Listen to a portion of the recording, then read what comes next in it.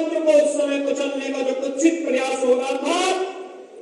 लोकनायक जयप्रकाश नारायण जी के नेतृत्व में उस समय लोकतंत्र को बचाने के लिए जो आंदोलन प्रारंभ हुआ था, आखिर बिहार शांत कैसे बैठ सकता था? आप सब जानते हैं, जब आजादी की लड़ाई चल रही थी, भारत आजाद हुआ 1947 में, लेकिन बलिया ने अपने आप को आजाद घोषित कर दिया था 1942 में ही। हम सब ये जानते हैं, राष्ट्रपिता महात्मा गांधी के चंपारण आंदोलन को गति दी थी यही बिहार की धरती ने। तो स्वाभाविक रूप से लोकतंत्र के प्रति जितना सजग बिहार है, सचमुच वहां देखने लायक है। और इसीलिए लोकतंत्र को उस समय कुचलने का जो कुत्सित प्रयास हो रहा था, लोकनायक जयप्रकाश नारायण जी के नेतृत्व में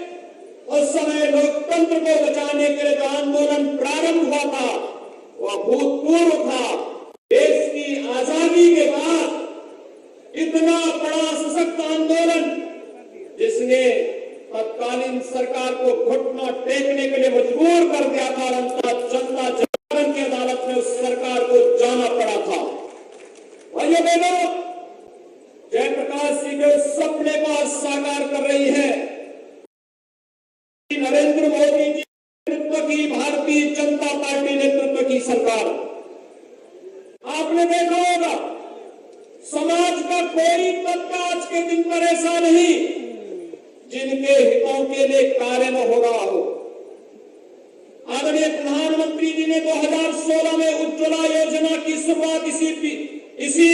उत्तर प्रदेश के बलिया जनपद में प्रारंभ करके देश के अंदर अब तक 8 करोड़ से अधिक गरीबों को, जिन्होंने कभी रसोई गैस के बारे में सोचा भी नहीं था, निःशुल्क रसोई गैस देने का कार्य भी कर दिया गया। यही नहीं, चाहे वह गरीब के सिर को ढकने के लिए छत देने का कार्यक्रम हो, और चाहे वह वे तमाम गरीब कल्याणकारी योजनाएं, जिन योजनाओं के माध्यम से देश के अंदर बिना भेदभाव के प्रत्येक नागरिक को, न उसकी जाति, न मत, न मजहब, न क्षेत्र, न भाषा,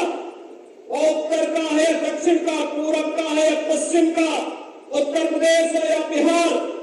कोई भेदभाव नहीं। प्रधानमंत्री जी ने समान रूप से सभी को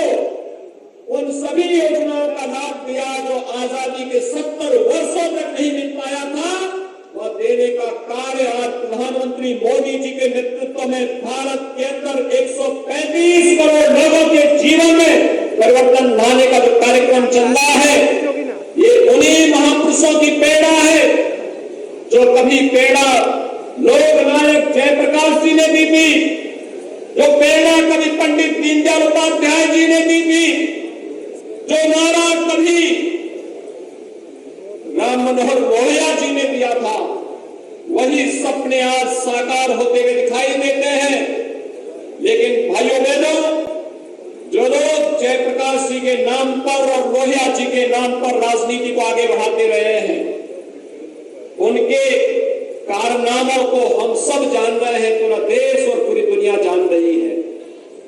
राजनीति का प्राधिकरण हो, इसके वे दूर विरोधी थे, लेकिन राजनीति का प्राधिकरण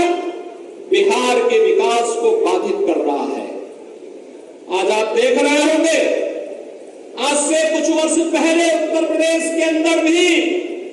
राजनीति का प्राधिकरण था, अपराधियों का भ्रष्टाचारीकरण था, और भ्रष्टाचार और राजनीति जब एक साथ मिल जाती है, और अपराध और राजनीति जब एक साथ मिल जाती है,